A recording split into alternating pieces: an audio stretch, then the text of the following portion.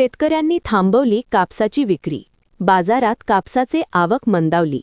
अमरावती प्रतिनिधी. खासगी बाजारपेठेत कापसाच्या दराला हमीभावापेक्षा 1000 रुपये क्विंटल कमी दराने कापसाची विक्री चालू आहे.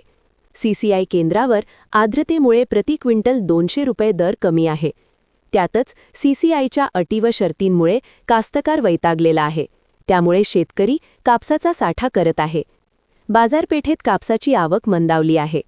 सीसीआयच्या जाचक अटी आणि खाजगी कमी भाव या दुहेरी कारणामुळे कापसाची आवक मंदावली आहे.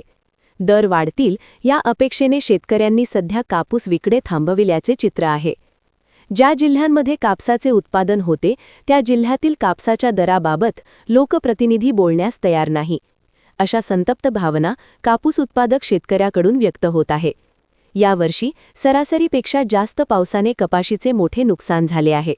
त्यातच गुलाबी बोंडअळी, बोंडसळ, आता लाल्यासह कीड व रोगांमुळे कपाशीचे मोठे नुकसान झाले आहे. नागपूर अधिवेशनात याबाबत आवाज उठणार का, असा प्रश्न शेतकरी करत आहे. नवीन वर्षात दरवाढ होण्याची शक्यता आहे. भारताने विदेशातील कापसावरील आयात शुल्क पूर्णपणे हटविले आहे. ही मुदत 31 डिसेंबर रोजी संपुष्टात येत आहे. यानंतर देशात आयात होणारा कापूस महाग होईल आणि देशांतर्गत कापसाची मागणी वाढेल. त्यामुळे बाजारात कापसाचे दर वाढतील या आशेवर शेतकऱ्यांनी सध्या कापूस विक्री करणे टाळले आहे.